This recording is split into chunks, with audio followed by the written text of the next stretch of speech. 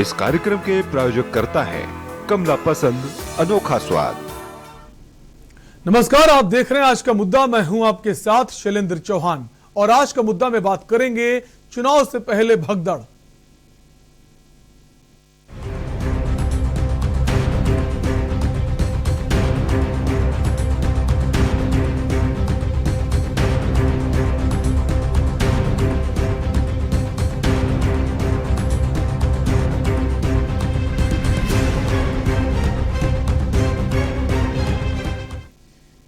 UP विधानसभा चुनाव से ऐन पहले सियासी दलों में भगदड़ की शुरुआत हो गई है। कुछ दिनों पहले बीएसपी को झटका देने वाली सपा का आज बीजेपी ने बड़ा झटका दिया है। सत्ता के लिए जंग लड़ रहे सियासी दलों के नेता चुनाव से पहले अपना नफा नुकसान देख रहे हैं, तो सियासी दल भी सत्ता में आने के लिए जीत वाले नेताओं को दलों में शामिल करने में जुटे हैं। आज के मुद्दे पर इसी पर बात करेंगे। उससे पहले ये रिपोर्ट देखिए।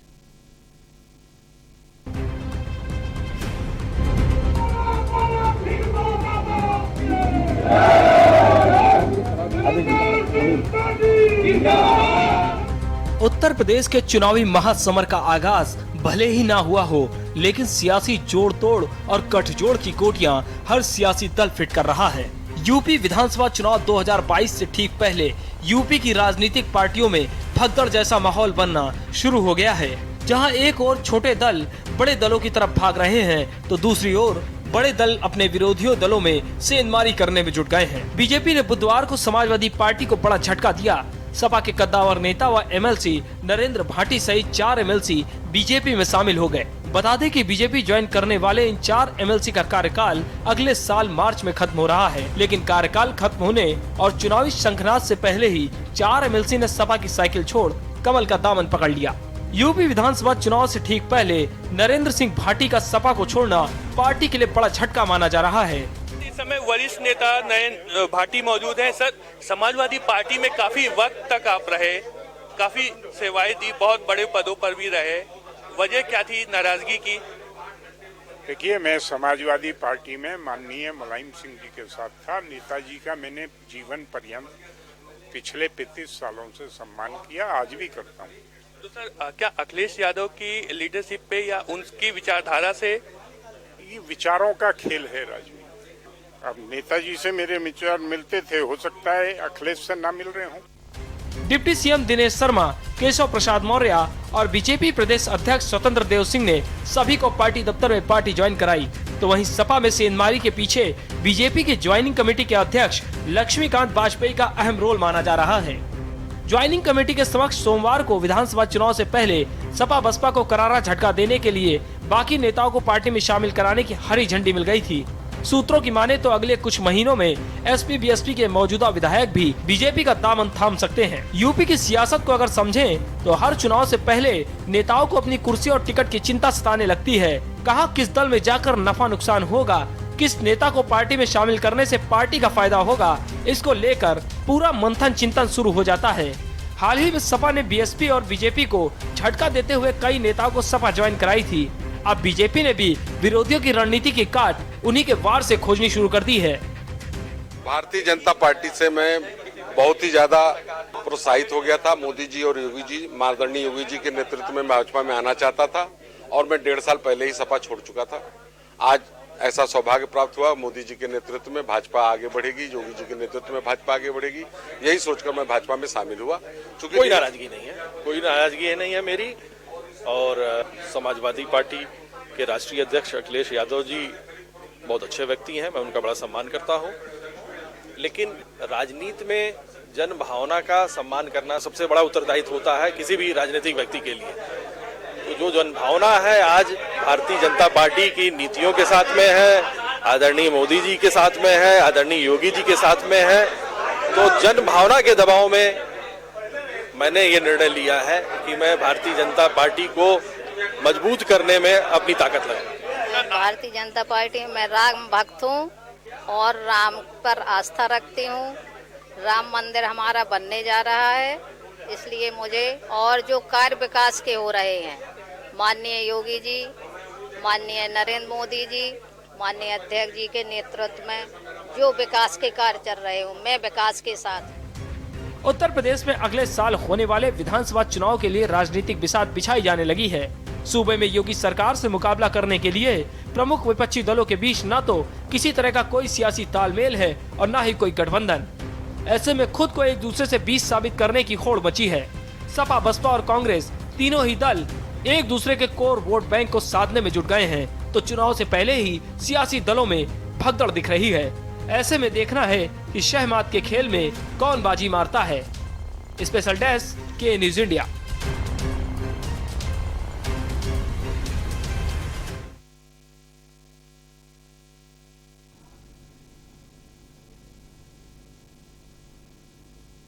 तो ये कोई नई बात नहीं है, जब भी चुनाव नजदीक होते हैं तो दल बदलने का सिलसिला शुरू हो जाता है, एक दूसरे की पार्टी में नेता शामिल होने लगते हैं। लेकिन अभी तक समाजवादी पार्टी के जो सुप्रीमो है अखिलेश यादव बड़ी बड़ी बातें कर रहे थे, जिस तरह से बहुजन समाज पार्टी के बड़े दिग्गज उनकी पार्टी में शामिल हुए थे। लेकिन अब भाजपा में शामिल हो गए समाजवादी पार्टी के 4 एमएलसी और भाजपा का कहना है कि अभी आने वाले वक्त में जो विधायक है, सिटिंग एमएलए हैं, वो भी शामिल होने जा रहे हैं। तो समाजवादी पार्टी के लिए कितना बड़ा झटका है और आने वाले समय में कितना बड़ा खतरा है, इन सब पर हम बात करेंगे। हमारे साथ कई सारे मेहमान भी मौजूद हैं।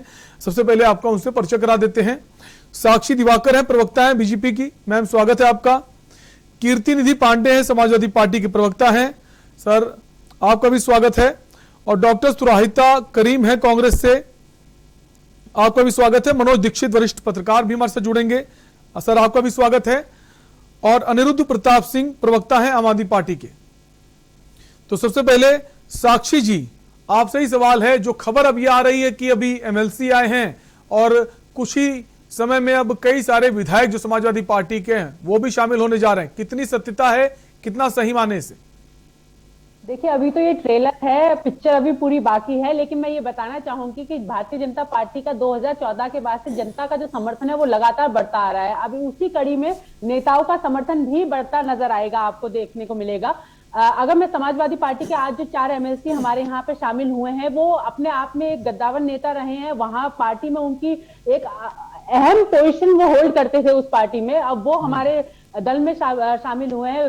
दुनिया का सबसे बड़ा राजनीतिक दल है हमारा भारतीय जनता पार्टी, और जो हमारा जो मूल मंत्र है सबका साथ सबका विकास, उसी के अनुरूप हम काम कर रहे हैं। इसीलिए जो जनता का जो समर्थन मिल रहा है, जनताओं की भावनाओं के अनुरूप, उनकी इच्छाओं को पूर्ति के लिए ये जो नेता है ये शामिल हुए हैं। इनको देखा देखी और भी कई नेता बातचीत चल रही है, वो लोग भी जल्द ही शामिल होंगे।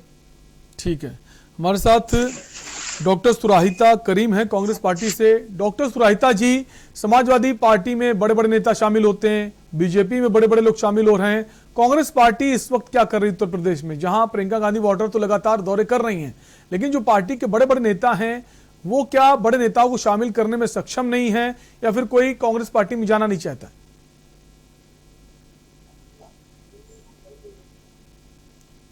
डॉक्टर सुराहिता, क्या आपको हमारी आवाज आ रही है? ऑडियो नहीं मिल रही है। डॉक्टर सुराहिता के पास हम आएंगे। हमारे साथ अनिरुद्ध प्रताप सिंह भी बने हुए हैं, आम आदमी पार्टी के प्रवक्ता हैं। अनिरुद्ध, जैसी खबर आई है कि अब कई और बड़े नेता बीजेपी में शामिल होने जा रहे हैं, किस तरह से देखते हैं दल बदलने की राजनीति को? सबसे पहले तो के न्यूज को और भाई आपको मेरी तरफ से जय हिंद जी। देखिए, साक्षी दिवाकर जी ने कितनी निर्लज्जता से राजनीति को एक फिल्मी डायलॉग के रूप में पेश किया। सच में आज की जो दशा है बीजेपी के लिए, ये सारा कुछ जो है एक फिल्म का सीन चल रहा है, जहां पे इनका एक मूलभूत सिद्धांत हो गया है कि आज की राजनीति में जितना जोड़ सके सो जोड़ और जनता को जितना निचोड़ सके तो निचोड़। इन्होंने एक पैमाना सेट कर दिया है कि आप कोई भी कुकर्म करिए, कुछ भी करिए, उसके बाद पहले हम आपका विरोध करेंगे, बाद में आप हमारी पार्टी में शामिल हो जाइए और आप एकदम क्लीन हो जाएंगे। मैं पूछना चाहूंगा कि इस तरह की राजनीति से भारतीय जनता पार्टी क्या साबित करना चाहती है? क्या वो यह साबित करना चाहती है कि जनता का मत और जनता के चुने हुए प्रतिनिधि और जनता की वोट की ताकत की कोई महत्व नहीं है? क्या वो यह साबित करना चाहती है कि लोकतंत्र की जो एक प्रक्रिया है जिसको हम चुनाव कहते हैं, उसका इनकी नजरों में कोई महत्व नहीं है? और क्या वो यह प्रूव करना चाहते हैं कि हमारे पास इतना धन बल है या सीबीआई ईडी का इतना जनबल है कि आप हम जब चाहेंगे जहां चाहेंगे आप जनता वोट किसी को भी दीजिए, उसका वोट काट के उस व्यक्ति को खरीद फरोख्त करके या दबाकर हम अपनी पार्टी में शामिल करते हैं। दूसरा, मैं ऐसे दलों के ऊपर भी बात करना चाहूंगा, कांग्रेस जैसे दलों के ऊपर और अन्य जैसे दलों के ऊपर, जिनके लोग अपनी विचारधाराओं को छोड़कर भारतीय जनता पार्टी जैसी पार्टी में जा रही है, जहां पर किसानों को कुचलना और गरीबों को आत्महत्या करने के लिए प्रेरित करना ये प्राथमिकता होती है। ऐसी पार्टियों पर भी सवाल उठता है कि क्या उनकी पार्टियों के अंदर गलत हो रहा है कि वो अपनी विचारधाराओं को छोड़कर एक दूसरी दूषित विचारधारा में जा रहे हैं। और सबसे इंपॉर्टेंट बात कि आज लोकतंत्र को भारतीय जनता पार्टी ने किस चौराहे पर लाके खड़ा कर दिया है, जहां पर जोड़ने और तोड़ने की राजनीति को प्राथमिकता है, जहां पर जनता के हितों को कहीं एक कोने में फेंक दिया गया है और जहां पर पार्टी और खुद के नेताओं का धर्म सबसे ऊपर है। मैं पूछना चाहूंगा साक्षी दिवाकर, अनिरुद्ध जी, लेकिन आप ये कैसे कह सकते हैं, जैसे आपने कहा धन का प्रयोग करते हैं, धन बल का प्रयोग करते हैं, जांच एजेंसियों का दबाव बनाते हैं, ये कैसे कह सकते हैं? कोई आदमी स्वेच्छा से भी तो जा सकता है दूसरी पार्टी में, अगर उसको लगता है इस पार्टी में भविष्य अच्छा नहीं है, दूसरी पार्टी की नीतियां उसको अच्छी लग रही हैं, तो दूसरी पार्टी में जा सकता है, उसके लिए तो स्वतंत्र है। जी नहीं, इनका मानना है कि आम आदमी पार्टी के जब आपने विधायकों को पाने की कोशिश करी थी, जब आपने दिल्ली में सरकार बनाने की कोशिश करी थी, आपने पूरा पुरजोर कोशिश कर लिया, पर आप हमारा एक विधायक नहीं तोड़ पाए। नहीं, आप मुझे इतना बता दीजिए, आप उत्तर प्रदेश में आ रहे हैं या पंजाब में जा रहे हैं, जो दूसरे प्रदेशों में जा रहे हैं, दिल्ली को छोड़ के, वहां पे जो कार्यकर्ता आपके यहाँ पे जुड़ रहे हैं, अगर जुड़ रहे हैं तो कौन से कार्यकर्ता है? अगर हमारे यहाँ जुड़ रहे हैं तो लोकतंत्र की हम हत्या कर रहे हैं, और आपके यहाँ जुड़ रहे हैं तो वो राष्ट्र कार्य कर रहे हैं। विचारधारा में पूर्ण विश्वास है, अगर इनका हमारी विचारधारा में और भी ठीक है अनिरुद्ध जी, जवाब तो देना पड़ेगा ना। अगर आप पंजाब में जा रहे हैं, सरकार बनाने का दावा कर रहे हैं, वहां पे दूसरी पार्टी के नेता अगर आम आदमी पार्टी में शामिल हो रहे हैं, तो क्या वहां ये माना जाए कि वहां पर आप पैसे का उपयोग कर रहे हैं, दबाव बना रहे हैं? देखिए, मैं इस बात पर भी आना चाहूंगा।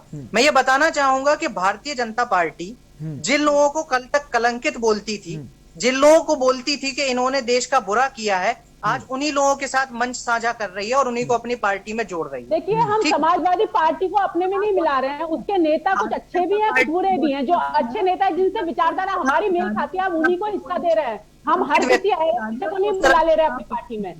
बिल्कुल, आपने सही बोला। भारतीय जनता पार्टी एक बड़ी वॉशिंग मशीन है, जिसमें कोई भी कलंकित व्यक्ति को डालिए और वो चरित्रवान नेता बन जाएगा। हम अपनी विचारधारा के आधार पे लोगों को बुला रहे हैं, जो हमारी जो योजनाएं चल रही हैं, उससे प्रेरित होकर अगर सही व्यक्ति है, हमारी विचारधारा से मेल खाता हुआ व्यक्ति है, हम उसे एंट्री दे रहे हैं। हम किसी को अनिरुद्ध जी, जो आपको जानकारी के लिए बता दें कि जो लोग शामिल हुए 4 बड़े नेता, ये कोई इनका बहुत क्रिमिनल बैकग्राउंड नहीं है, ये अपने अपने क्षेत्र के कद्दावर नेता हैं, वरिष्ठ नेता हैं, जिनकी क्षेत्र में छाप है और जिनके आने से पार्टी को फायदा मिलेगा, इसलिए पार्टी ने उनको शामिल किया है।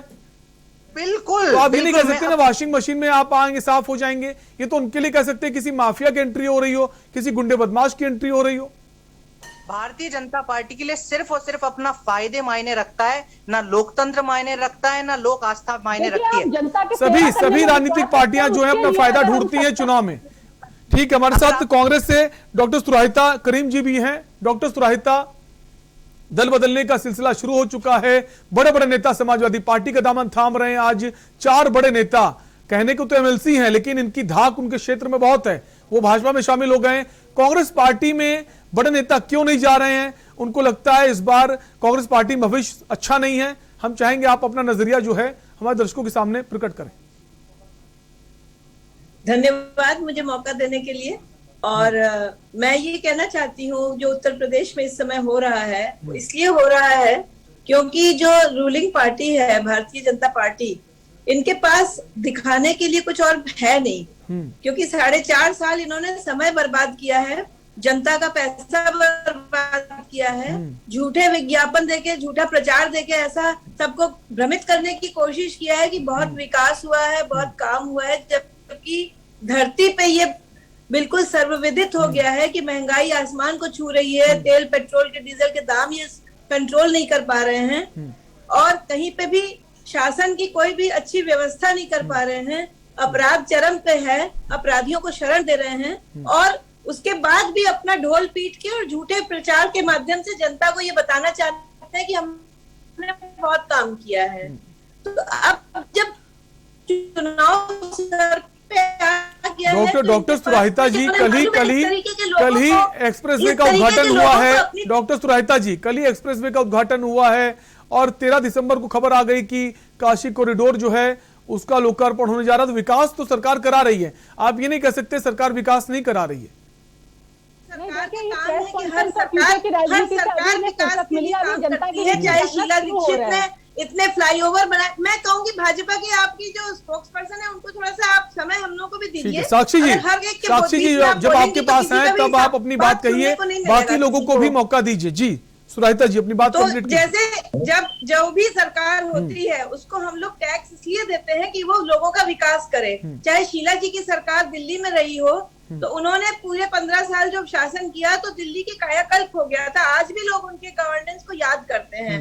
ऐसे ही कहीं पे भी अगर एक्सप्रेसवे बन रहा है उसमें अपने लोगों को लाने के लिए जैसे सार्वजनिक बसों का, उत्तर प्रदेश परिवहन निगम की बसों का इस्तेमाल करके भीड़ जुटाने का जो काम किया है वो बहुत ही निंदनीय है।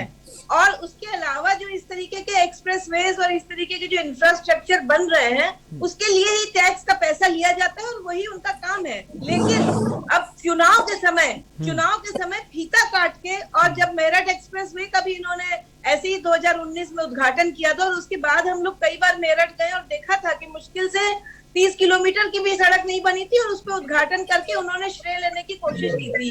ये इनका चरित्र है कि ये काम करेंगे नहीं, दूसरे दलों से लोगों को लाएंगे, जिससे कि जिनके जो ऐसे लोग हैं जिनके पास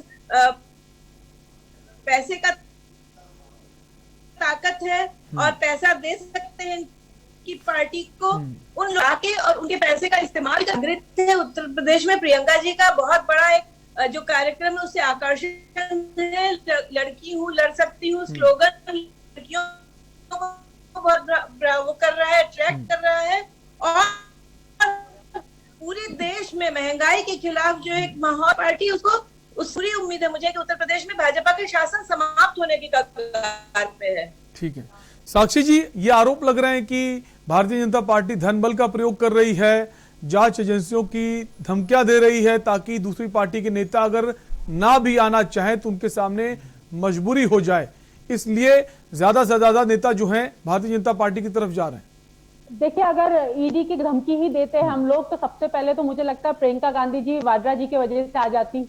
अगर ये तो सच्चाई है कि अगर जांच की हम लोग धमकी ही देते तो सबसे ज्यादा डर किसे होता, स्वयं यहाँ पे आ जाते। तो मैं आपको ये बताना चाहूंगी, ये भ्रमित करने का तरीका है अब जो विपक्षी दल है। लेकिन कांग्रेस की प्रवक्ता बहन अभी जो बोल रही थी, मैं उसका जवाब देना चाहूंगी।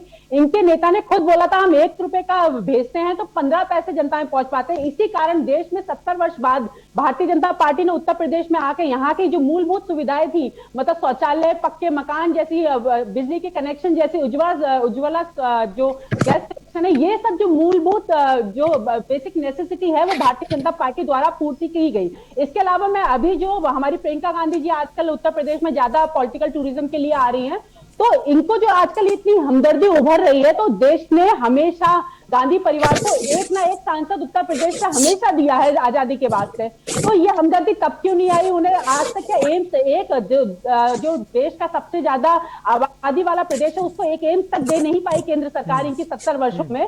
तो लेकिन अब वो 40% का रिजर्वेशन यहाँ लेकर आ रही है। यही अगर राजस्थान की जनता के लिए कर दे या उत्तराखंड में कर दे जहाँ पे मेन अपोजिशन पार्टी है, तो ज्यादा बेहतर रहेगा। सिर्फ उत्तर प्रदेश आके यहाँ जनता को भ्रमित करने का जो खेल है इनका, वो यहाँ खत्म नहीं हो पाएगा। ठीक है, हमारे साथ एक और खास मेहमान जुड़ गए हैं, बलराम सिंह जी हैं, वरिष्ठ पत्रकार हैं। सर बहुत बहुत स्वागत है आपका। जी जी सर, आज 4 बड़े नेता, कहने को तो ये एमएलसी हैं लेकिन इनके क्षेत्र में इनकी बड़ी धाक है। एक जो बलिया से आते हैं, पूर्व प्रधानमंत्री चंद्रशेखर सिंह के पौत्र हैं रविशंकर सिंह, और दूसरे जो पश्चिमी उत्तर प्रदेश से उनका नाता है नरेंद्र भाटी। दोनों ही बड़े नेता हैं। तो कहीं ना कहीं बीजेपी जो है मजबूत हो रही है, चाहे पूर्वांचल की बात हो, चाहे पश्चिम उत्तर प्रदेश की बात हो, और बुंदेलखंड की भी एक नेता शामिल हुई हैं। तो कहीं ना सबको साधने की कोशिश है बीजेपी की, किसी भी तरह सबको साथ लाया जाए और जो जंग है 2022 की उसको फतेह किया जाए। कैसे देखते हैं सर अदल बदलने की राजनीति को? वही ये तो राजनीति है, चुनाव आ गया है तो बदलने का तो चल ही रहा है। एमएलए एमएलसी जितने लोग हैं सारे लोग अपना अपना पल्लू इसलिए बांध रहे हैं कि भाई चलो हम इससे जीत जाएंगे, उससे हार जाएंगे। अपना अपना मन है आदमी का, अलग अलग अपनी अपनी व्यवस्था है, तो उस हिसाब से लोग चल रहे हैं। जब पार्टी ने 5 साल के लिए टिकट दिया है कि भाई तुम 5 साल किसानों की, जनता की सेवा करो, तो जनता की सेवा कोई नहीं करता है आज के इस जमाने में। अब तो लोग अपने स्वयं की सेवा करते हैं और उसी के लिए लोग प्रयासरत है कि हम दोबारा बन जाए, तिबारा बन जाए। किसी का मन सपा में जा रहा, किसी का बसपा में जा रहा, किसी का भाजपा में जा रहा। बिल्कुल, जो जहां से अपने वोटर को साधने में लगा है, बिल्कुल जहां मलाई खाने का मौका मिलेगा उसके लिए हर कोई आज की राजनीति है वो यही है। आप सभी मेहमान हमारे साथ बने रहिए, एक ब्रेक का वक्त है, फौरन लौटेंगे।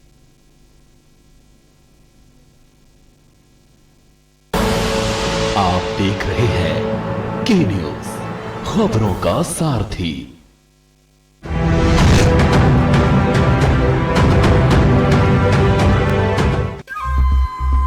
सुपुत्र मेडिटेशन गुरु बेहद नेक और पिताश्री थोड़े रंगीले, थोड़े दिल फेंक। दोनों के अलग हैं रंग, पर दोनों का एक अनोखा स्वाद।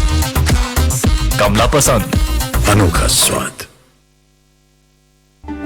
उत्तराखंड के स्थानीय उत्पाद रिंगाल से बना ये बेजोड़ हस्तशिल्प आज देश ही नहीं विदेशियों को भी खूब भा रहा है। इन्हें गिफ्ट हैम्पर के साथ ही साज सज्जा और अन्य कई तरह के उपयोग में लाया जा रहा है और ये सब संभव हो पाया है उत्तराखंड सरकार की हस्तशिल्पियों के लिए शुरू की गई स्वरोजगार योजना से। सरकार ने उद्यमशील युवक युवतियों, कुशल एवं अकुशल दस्तकारों एवं हस्तशिल्पियों को स्वरोजगार की ओर अभिप्रेरित करने का बीड़ा उठाया है। उद्योग विभाग द्वारा मार्गदर्शन देने के साथ ही उद्यम स्थापना से संबंधित सभी योजनाओं की दी जा रही है जानकारी। सरकार की इस पहल से जहां हस्तशिल्पियों को घर पर ही रोजगार मिल रहा है, वहीं उत्तराखंड के पारंपरिक हस्तशिल्प को भी मिल रही है नई पहचान। सूक्ष्म, लघु एवं मध्यम उद्यम विभाग द्वारा मार्जिन मनी की धनराशि अनुदान के रूप में कराई जा रही है उपलब्ध। यहाँ पे हम हैंडीक्राफ्ट में रिंगाल से ज्वेलरी बनाते हैं और खजूर के पत्ते से ज्वेलरी बनाते हैं और काफी ज्यादा बिकती भी है। बाहर के लोग ज्यादा पसंद करते हैं इन चीजों को। जो आज हमारा रिंगाल हस्तशिल्प और वुडन क्राफ्ट का हस्तशिल्प है वो हमारे देश में ही नहीं विदेश में भी हमारे रिंगाल की जो है काफी मांग हो रही है। मैं इस कार्य के लिए मुख्यमंत्री जी और उत्तराखंड सरकार का तहे दिल से धन्यवाद देता हूँ। प्रधानमंत्री मोदी जी के आत्मनिर्भर भारत के सपने को धरातल पर उतार रही है उत्तराखंड सरकार।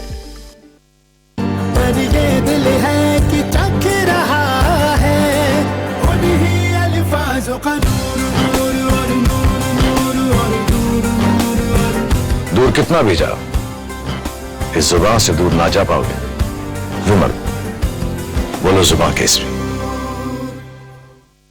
स्वाद और खुशबू में झूम के भाई लेके आए गोल्डी मसाले। गोल्डी मसाले, खुशबू और स्वाद ऐसा तो रिश्तों में गुस्सा कैसा। जब पशुओं को मिलेगा प्यार और मिल्को मोर पशु आहार तो दूध बहेगा, मुनाफा बढ़ेगा। मिल्को मोर पशु आहार। खुदी को आजमाया है तो ये अंदाज आया है। खुदी को आजमाया है तो ये अंदाज आया है। तुम में भी मैं हूं शुद्ध प्लस पान मसाला।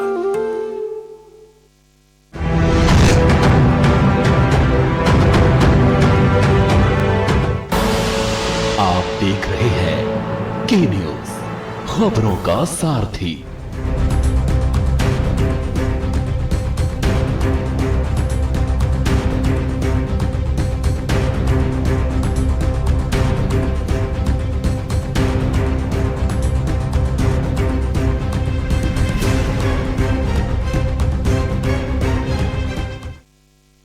बाद आपका स्वागत है। आप देख रहे हैं आज का मुद्दा और आज के मुद्दा में हम बात कर रहे हैं दल बदलने की क्रिया भी शुरू हो गई है आज बीजेपी में समाजवादी पार्टी के 4 एमएलसी शामिल हुए हैं और कहने को एमएलसी, लेकिन इनके क्षेत्र में काफी दबदबा, इसी पर हम चर्चा कर रहे हैं। हमारे साथ कई खास मेहमान बने हुए हैं। एक और खास मेहमान हमारे साथ जुड़ गए हैं समाजवादी पार्टी से, शिवशंकर गौड़।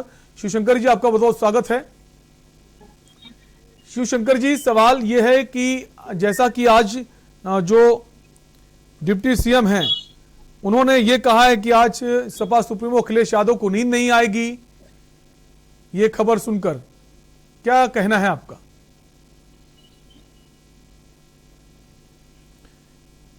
शिवशंकर जी, क्या आपको हमारी आवाज आ रही है?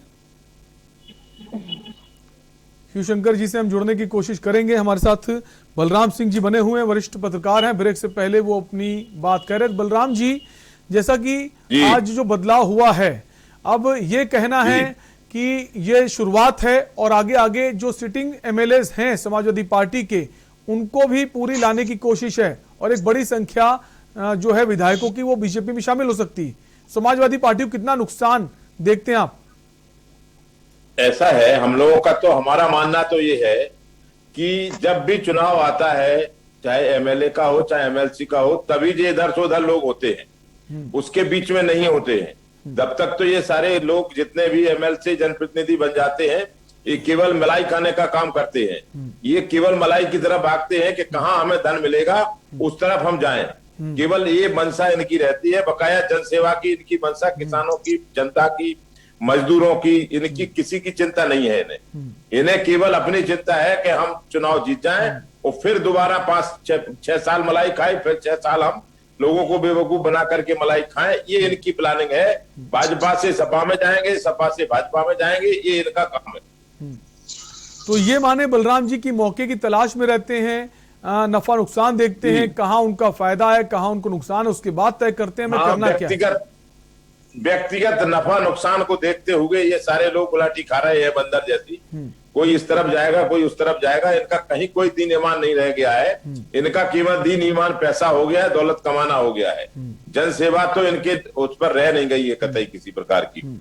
ठीक है, हमारे साथ शिवशंकर जी बने हुए हैं। शिवशंकर जी, समाजवादी पार्टी को लेकर आज जो डिप्टी सीएम है केशव प्रसाद मौर्य, उन्होंने ये भी कहा है, जब ये सदस्यता जो शामिल हुए हैं, जो भी आपकी पार्टी के 4 एमएलसीज हैं, उसके बाद उन्होंने ये बात कही कि समाज सुप्रीमो जो है अखिलेश यादव, आज की रात उन्हें नींद नहीं आएगी। कैसे देखते हैं उनके इस बयान को?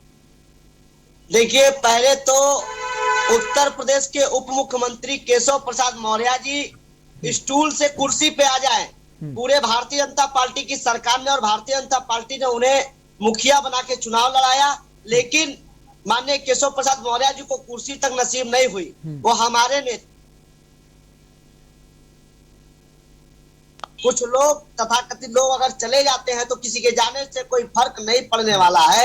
समाजवादी पार्टी कल भी मजबूत थी, आज भी मजबूत है, क्योंकि लोग भय में गए हैं, डर में गए हैं। लेकिन अच्छा है वो चले गए, क्योंकि हम सरकार बनाने जा रहे हैं। ऐसे धोखेबाज लोग, फरेबी लोग अगर रहते तो शायद वो सपना पूरा नहीं हो पाता जनता का। माननीय राष्ट्रीय अध्यक्ष जी के पीठ में खंजर घोंपने वाले लोग जो कभी आगे नहीं बढ़ सकते। लेकिन ठीक है, लेकिन शिवशंकर जी, ये कहा जा रहा है कि जो नेता शामिल हुए हैं, अगर बलिया की बात करें तो रविशंकर सिंह, चंद्रशेखर जो स्वर्गीय चंद्रशेखर पूर्व प्रधानमंत्री थे, उनके पौत्र हैं, उनका काफी दबदबा है। और बलिया में समाजवादी पार्टी का भी काफी प्रभाव रहता है, खासा दमदार शहर है। सपा के वहां पे दबदबा रहा है, कई बार बड़े बड़े नेता वहां से विधायक रहे हैं, मंत्री रहे हैं। बलिया से अगर वो यहाँ बढ़िया के कद्दावर नेता है, अगर वो बीजेपी में शामिल हुए, कहा जा रहा है कि उनके आने से जो और भी लोग हैं उस क्षेत्र के, वो भी बहुत जल्द बीजेपी में शामिल होंगे। तो कहीं ना कहीं समाजवादी पार्टी के लिए तो खतरा है ना ये।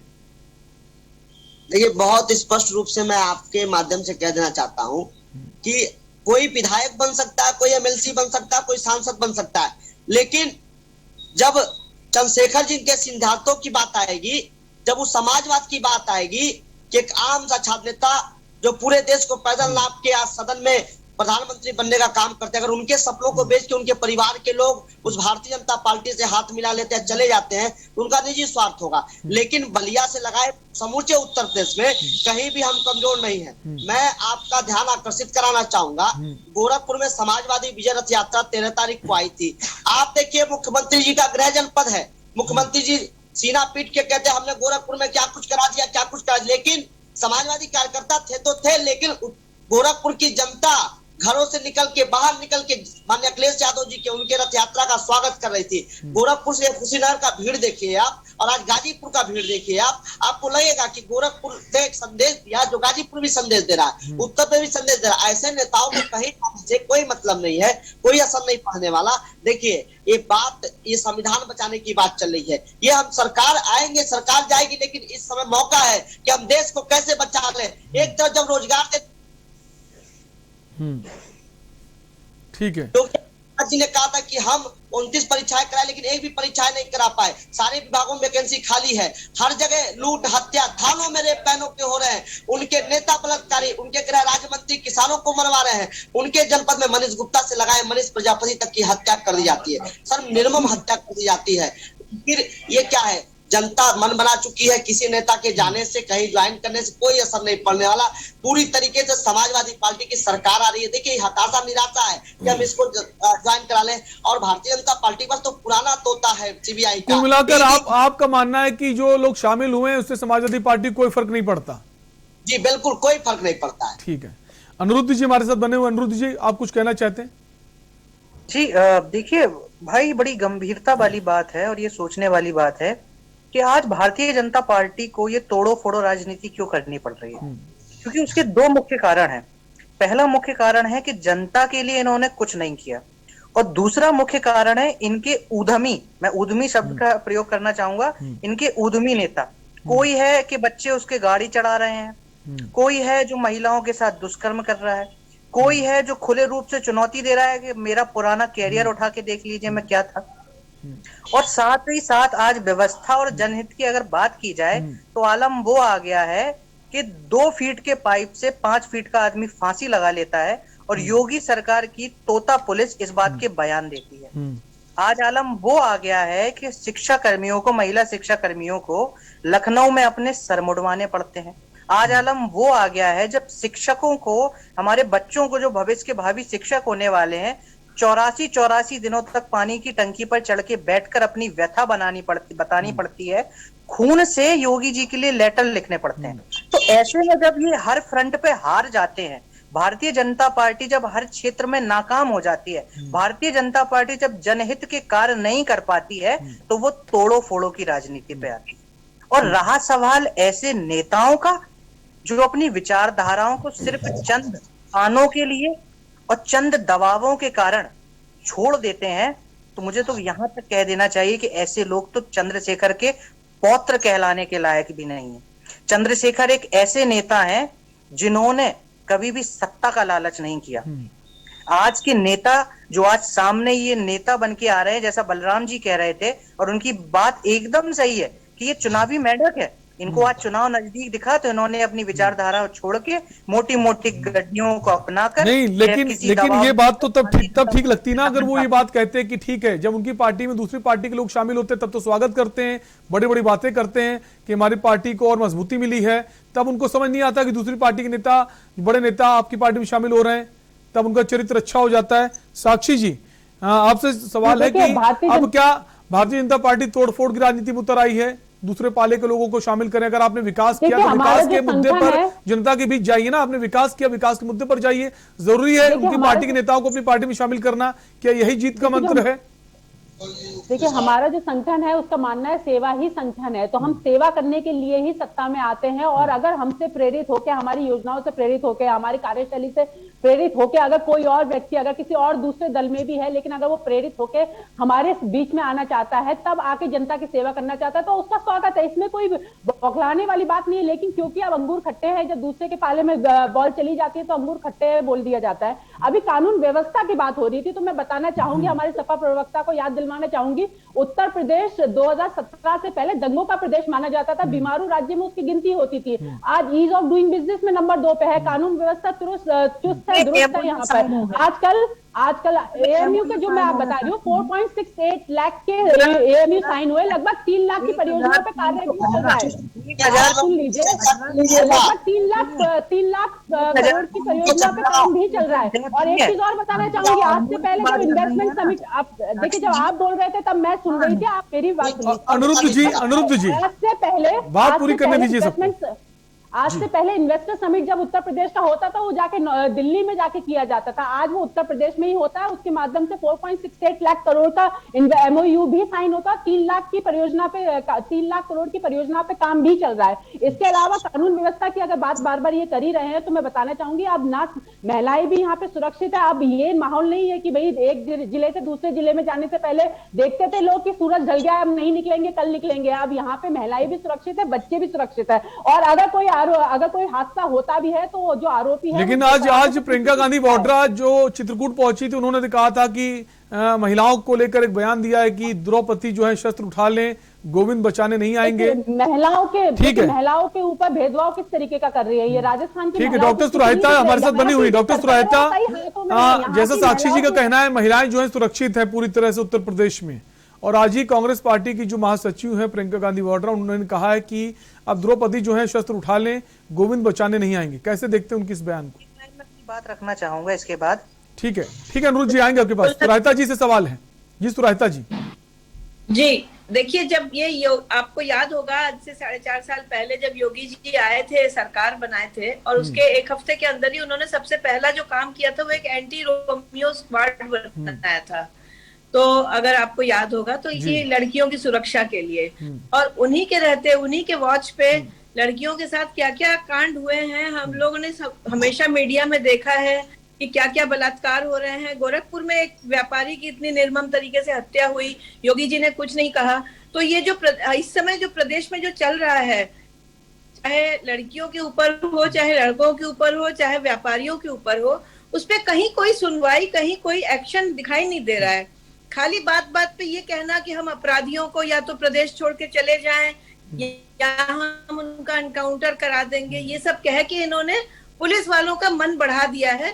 पुलिस इस समय बेखौफ हो गई है, अपने मर्जी से कुछ भी कर रही है और कोई एक्शन नहीं है। यहाँ तक कि एक गृह मंत्री के बेटे ने इतने सारे लोगों के ऊपर गाड़ी चढ़ा दी और उसी गृह मंत्री को अपने साथ खड़े होके हमारे जो देश के गृह मंत्री अमित शाह जी अपने साथ खड़े होके उनका मंच पे रख रहे हैं, योगी जी उनको अपने साथ मंच पे रख रहे हैं। तो ये सब संदेश दे रहा है हमारे प्रदेशवासियों को कि आपके लिए आपकी जो गवर्नमेंट है वो आपके लिए कुछ नहीं करने वाली है, आप अपनी सुरक्षा खुद करो। इसी तहत प्रियंका जी का ये आह्वान है कि लड़कियों आप लोग मजबूत हो, खुद मजबूत हो, कि आप अपनी सुरक्षा खुद करो, सेल्फ डिफेंस सीखो, अपने आप को सुरक्षित रखो। और क्योंकि ये समय जो संदेश, देखिए जो पॉलिटिशियन होता है जिसके पास सत्ता होती है उसका काम होता है संदेश देना और जनता को ये सुरक्षा की भावना देना। तो जब सुरक्षा की भावना आप दे नहीं पा रहे हैं और सुरक्षा आप क्लेम कर रहे हैं, जबकि आंकड़े जो क्राइम ब्यूरो के आंकड़े हैं वो बता रहे हैं कि इस समय 52% क्राइम बढ़ गया है, 18% महिलाओं के खिलाफ बढ़ गया है, दलितों के खिलाफ बढ़ गया है। डॉक्टर सुराहिता, बीजेपी का तो ये कहना है, डॉक्टर सुराहिता, बीजेपी का तो ये कहना है कि हम मिशन शक्ति के तहत लगातार कार्यक्रम कर रहे हैं और हमारी कोशिश है कि देखिए मैं आपको एक एग्जांपल देना चाहूंगी। प्रियंका गांधी जी एक महिला है और लड़ सकती हूँ के नारे के साथ उत्तर प्रदेश आई है, क्योंकि महिलाओं के लिए उत्तर प्रदेश सुरक्षित है, इसलिए वो यहाँ पे आके बेखौफ घूमती है। यही काम वो राजस्थान जाके नहीं कर सकती क्योंकि उन्हें मालूम है वहाँ पे क्या स्थिति हो रखी है महिलाओं की। तो ये खुद एक एग्जाम्पल है कि प्रियंका गांधी यहाँ पे बेखौफ जो घूम रही है वो इसीलिए घूम रही है क्योंकि यहाँ पे हर महिला सुरक्षित है। और अगर कोई हादसा होता भी है वो आरोपी सलाखों के पीछे से सजा दी जाती है, इसलिए जितने भी आरोपी हैं डर के महक में रहते हैं। राजस्थान देख लीजिए, पंजाब देख लीजिए, छत्तीसगढ़ देख लीजिए, राजस्थान भी हो आया करिए आप लोग। अभी कभी उत्तर प्रदेश में ही देर जमा रखा है आप लोग। देखिए मुझे सवाल कुछ पूछना है अपने उत्तर प्रदेश की सरकारी है वो हमारी, आप देखते रहिएगा। ठीक है, शिवशंकर जी कुछ कहना चाहते हैं। जी शिवशंकर जी। जो भारतीय जनता पार्टी की बहन प्रवक्ता ने तमाम बातें कही तो मैं उनसे पूछना चाहता हूं, कुलदीप सिंह सेंगर क्या था, चित्रकूट में थानों में रेप हुआ, एक ये जिले में जब महिला जाती है कि पति के मुझे साथ। इतना बता दीजिए, आपके कार्यकाल में इतने हाथ से अरे शिवशंकर जी, वो जेल में है। कुलदीप सिंह जो है वो जेल में है, और आपकी पार्टी के जो मंत्री थे गायत्री प्रसाद प्रजापति वो भी जेल में है। जो भी आरोपी है दोनों ही जेल में है। दोनों पार्टी, आपकी पार्टी के नेता थे ना गायत्री प्रसाद प्रजापति, मंत्री थे, वो भी जेल में, उन पर भी आरोप लगे थे गैंगरेप के, और आरोप सिद्ध हुए हैं। तो आप ये मत कहिए कि उसकी पार्टी में क्रिमिनल है, आपकी पार्टी में क्रिमिनल नहीं है। जिसने क्राइम किया है न्यायालय उसको सजा देता है, दोनों ही जेल के अंदर है। अनिरुद्ध जी कुछ कहना चाहते हैं? हत्या बलात्कार ये बढ़ता जा रहा है, इस पे ठीक है अनिरुद्ध जी, एनसीआरबी के ठीक है अनिरुद्ध जी कुछ कहना चाहते हैं? अनिरुद्ध जी अपनी बात कहिए। सरकार में जी, अब क्यों सरकार में? सुनिए, आप भी प्रवक्ता साथी। अनिरुद्ध जी सवाल नहीं सुन मेरा, आप बीच में सवाल आप सुनेंगे नहीं मेरा। मैं तो जेन्युइन पूछ रहा हूँ आपके विधायक। ठीक है शिवशंकर जी आएंगे आपके पास। साक्षी जी जवाब लेंगे, बाकी सबको भी मौका दीजिए, बाकी लोग भी मेहमान हमारे बने हुए हैं, बाकी लोगों को भी मौका दीजिए अपनी बात कहने का। अनिरुद्ध जी अपनी बात कहिए। मुझे 2 मिनट दीजिए। देखिए कितनी निर्लज्जता की बात है कि आज हम ये बोलते हैं कि आपके समय पे कितने होते थे, हमारे समय पे होते हैं। एक महिला को इस तरह की बात तो सोचना भी नहीं चाहिए, मेरे लिए बोलना भी दुखद है। दूसरी बात, आज 2 दिन पहले की घटना है, यहाँ 4 साल की बच्ची के साथ निर्मम रूप से कथित तौर से दुष्कर्म करने के बाद उसकी हत्या कर दी गई। हम कैसे भूल जाएं? कौन सी ज्वाइनिंग, कौन से नेताओं के दल बदलने से हम ये भूल जाएं कि हमने हाथरस जैसी घटना देखी है? हम कैसे बोले कि माननीय गृह मंत्री जी इस बात का मजाक उड़ाते हैं कि 12 बजे औरतें सोना पहन के जा सकती हैं, और राष्ट्रीय उपाध्यक्ष महिला बिन की भाजपा की ही कहती हैं कि बेटियों 5 बजे के बाद खाने में मत जाना। मैं किसकी बात को सच मानूं? मैं किसकी बात को सच मानूं जब मैं देखता हूं कि दिन दहाड़े लड़कियों के साथ दुष्कर्म हो जाता है, उसके बाद उनके भाजपा के विधायक वगैरह उनके परिवार को मरवा देते हैं, और अंततः अगर उन्हें जेल भी हो जाती है तो ऐसी जेल किस काम की जहां उनके लिए 5 स्टार फैसिलिटी का इंतजाम किया जाता है। पूरा परिवार खा गया उस महिला का जिसका आप पहले पता कर लीजिए। देखिए इस तरीके से आरोप लगाना सही नहीं है किसी भी व्यक्ति के ऊपर। आप न सिर्फ पार्टी के ऊपर आरोप लगा रहे हैं बल्कि पुलिस प्रशासन पे भी आप आरोप लगा रहे हैं। इस तरीके से आप लोगों को भ्रमित होता है। आज तो प्रूफ हो गया ना कि अजय मिश्रा टेनी के बेटे तो रिपोर्ट भी दर्ज नहीं की जाती। अगर मैं आपको बताना चाह रही हूँ, अगर यही कांग्रेस का शासनकाल होता है या फिर सपा का होता तो कालिदास मार्ग में उनके बेटे को बैठाया गया होता है। ये भारतीय जनता पार्टी है जहाँ एक्शन लिया जाता है, जहाँ इन्वेस्टिगेशन की जा रही है, जहाँ इस तरीके से सुप्रीम कोर्ट नहीं है ना। वो दलित थी, वाल्मीकि पेट्रोल डाल के क्यों जलाया गया? गोरखपुर विश्वविद्यालय में प्रियंका भारती मारी जाती है, हत्या होता है, मुख्यमंत्री का जनपद है साहब, लेकिन कोई चू नहीं लगता क्योंकि वो दलित है। वो दलित है क्योंकि बता दीजिए गायत्री प्रजापति जी को मंत्री गायत्री प्रजापति जी कालिदास मार्ग में कैसे सुरक्षित बैठे हुए थे जबकि उन्हें गिरफ्तार हो जाना चाहिए था? कैसे उन्हें हेलीकॉप्टर में मुख्यमंत्री महिला तब कहा जाती है जब शिक्षा कर्मी महिलाएं अपना सर मुड़वा रही होती है लखनऊ में। आपकी महिला शक्ति तब कहा जाती है जब 84 दिन से 90 दिन से ऊपर होने वाले हैं। अब तो हमारी बहन शिक्षापाल पानी की टंकी चल रही है, तब आपकी महिला शक्ति कहा जाती है कर्मियों के साथ जब सर मुड़वा रही है। आप उस बात पे जवाब नहीं देंगी क्योंकि आपको तो जश्न मनाना है। आपने दूसरी पार्टियों से लोग तोड़ लिए, धन बल की बात कर रहे हैं कि आप सुरक्षा की बात कर रहे हैं। हो सकता है एनसीआरबी अभी लगभग 1-2 महीने पहले ही रिपोर्ट आई थी। आपने ठीक है हम जिस मुद्दे पर बात कर रहे हैं उस पर आते हैं। बहुत हो गया आरोप प्रत्यारोप का इस सिलसिला कि आपकी पार्टी में जो नेता है वो ऐसा करते थे, आपकी पार्टी के नेता ऐसा करते हैं। खैर डॉक्टर सुराहिता हमारे साथ बनी हुई। डॉक्टर सुराहिता, बीजेपी में के जो लोग हैं, बड़े बड़े जो नेता हैं वो दूसरी पार्टी में जा रहे हैं। हालांकि पहले की बात है, लेकिन अभी हाल ही में समाजवादी पार्टी के नेता शामिल हुए हैं। कांग्रेस पार्टी की तरफ किसी का झुकाव क्यों नहीं है? क्या लोगों को लगता है नेताओं को कांग्रेस पार्टी का भविष्य उत्तर प्रदेश में नहीं है, या सिर्फ प्रियंका गांधी जो है महिलाओं की बात करेंगी और महिला के नाम पर वो सरकार बना लेंगी, ऐसा लगता है आपको? देखिए ऐसा है, इस समय जो देश के सामने जो संकट है और जो उत्तर प्रदेश में वो संकट सबसे ज्यादा है, वो संकट है महंगाई का।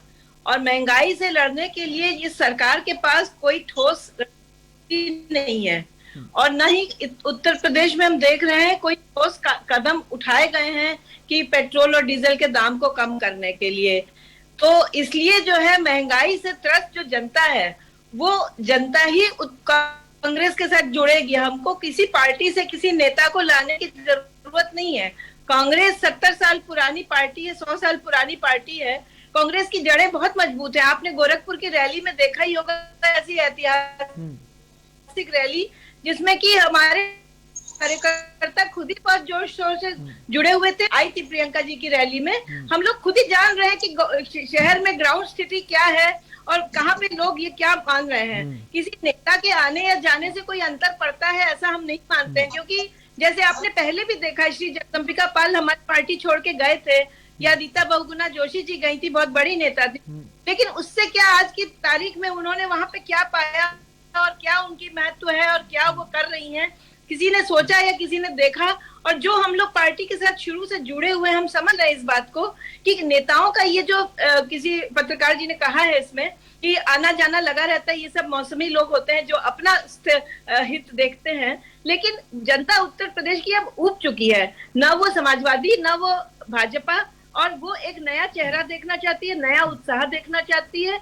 और वो जान रही है कि संविधान की लड़ाई और किसानों की, मजदूरों की और युवाओं की लड़ाई जो कांग्रेस पार्टी लड़ सकती है और लड़ रही है, और जो राजस्थान और छत्तीसगढ़ में हम लोगों का जो गवर्नेंस देख रही है, पंजाब में जो गवर्नेंस देख रही है, वो देख के ये मन बना रही है कि ऐसी ही सरकार हमें उत्तर प्रदेश में भी चाहिए, जो न कि धर्म की, मंदिर मस्जिद की बातें करे, न ही शमशान कब्रिस्तान की बात करे, ना अब्बाजान की बात करे, वो बात करे तो उत्थान की बात करे, विकास की बात करे।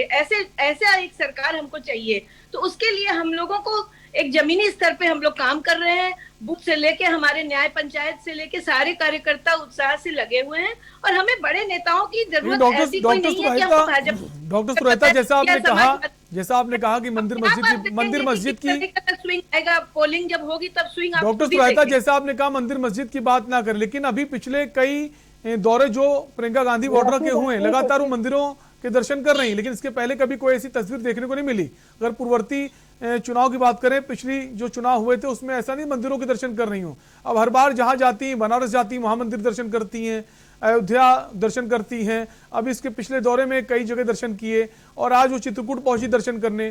तो दर्शन का सिलसिला शुरू हो चुका कांग्रेस पार्टी का भी, जो पिछले कई चुनावों में देखने को नहीं मिलता था। तो ये माने सॉफ्ट हिंदुत्व की तरफ बढ़ चुकी कांग्रेस।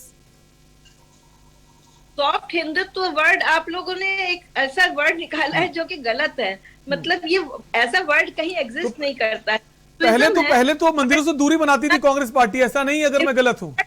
पहले कांग्रेस पार्टी मंदिरों से दूरी नहीं बनाती थी। पहले कांग्रेस पार्टी मंदिरों से दूरी नहीं बनाती थी। इसी को स्पष्ट किया, बिल्कुल नहीं। आप इंदिरा जी की अगर आत्मकथाएं देखें, आप इंदिरा जी का पॉलिटिकल कैरियर अगर फॉलो करें, हम इंदिरा जी की बात नहीं कर रहे हैं, हम अभी पिछले 10, 15, 20 सालों की बात कर रहे हैं। जो आपकी कांग्रेस पार्टी के जो तमाम बड़े नेता हैं, बड़ी फहरिस्त है, मंदिरों से दूरी बनाते थे। ठीक है, उस पर हम नहीं जाएंगे। बलराम जी हमारे साथ है, बस समय का अभाव है। बलराम जी, कैसे देखते हैं, दल बदलने की राजनीति शुरू हो गई है, चुनाव नजदीक आ गया है, क्या जो मुद्दे हैं, असल मुद्दों को लेकर जनता के बीच जाना नहीं चाहती हैं पार्टियां, चाहे वो भाजपा हो, सपा हो, कोई भी पार्टी हो, जो असली मुद्दे हैं उनको लेकर जनता के बीच जाएं, विकास के मुद्दे को लेकर जाएं, या फिर दल बदलने से नैया पार हो जाएगी?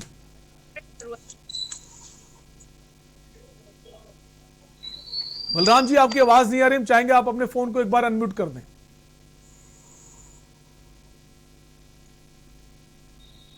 हमसे कोई सवाल? बलराम जी, क्या आप हमें सुन पा रहे हैं?